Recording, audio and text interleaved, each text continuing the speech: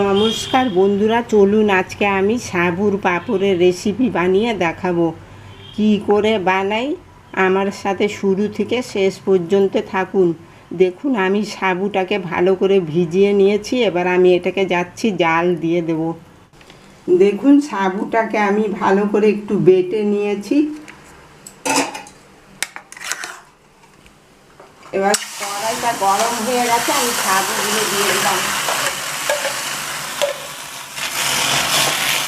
সাবুর পাঁপড়ে দেওয়ার জন্য আমি জিরে নিয়েছি, শুকনো লঙ্কা গুঁড়ো করে নিয়েছি, একটু জোয়ান নিয়ে নিয়েছি আর নুন আর একটু হিঙের সেন্ট বের হবে পাঁপড় থেকে, খুব ভাল লাগবে খেতে।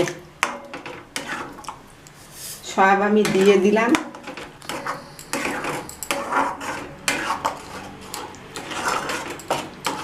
দিয়ে একটু জল দিয়ে দিচ্ছি।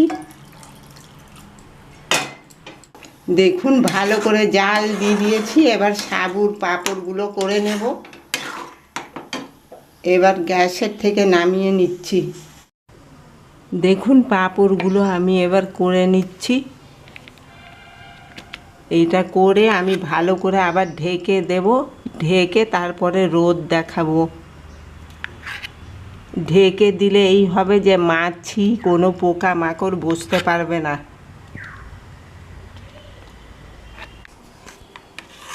সাবুর পাঁপড় তো সবাই ভালোবাসে খেতে। আমার তো খুব ভাল লাগে সাবুর পাঁপড় খেতে। দেখুন, আমার বানানো হয়ে গেছে। এবার আমি রোদ দেখিয়ে নেব। বন্ধুরা দেখুন, সাবুর পাঁপড়গুলো আমি রোদে শুকোতে দিয়েছিলাম, সব শুকিয়ে গেছে। দেখুন কি করে হয়ে গেছে শুকিয়ে। এবার আমি আপনাদের ভেজে দেখিয়ে দিচ্ছি।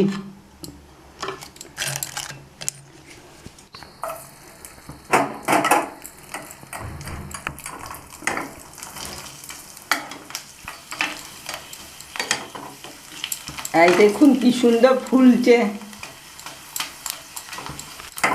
দেখুন কি সুন্দর ফুলে বড় হয়ে গেল কত।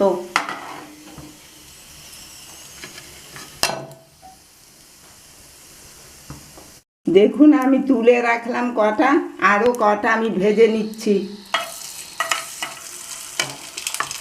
শীতকালে তো খুব ভাল লাগে এই পাঁপড়, গরম গরম চা বিকেলবেলার দিকে খেতে। দেখুন বন্ধুরা, আমার সাবুর পাঁপড় কটা ভাজা হয়ে গেছে।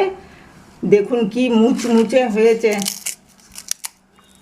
এরকম করেই আপনারাও বানিয়ে খাবেন। বাড়িতে যে কোনো জিনিস বানিয়ে খেলে ওইটা আলাদাই স্বাদ হয় আর খেতেও টেস্টি হয়। আমার এই সাবুর পাঁপড় রেসিপিটা যদি আপনাদের পছন্দ হয়ে থাকে, লাইক করবেন, শেয়ার করবেন, কমেন্ট করবেন আর প্লিজ সাবস্ক্রাইব করবেন আমার এই চ্যানেলটাকে। আপনারা ভালো থাকবেন, সুস্থ থাকবেন। ধন্যবাদ।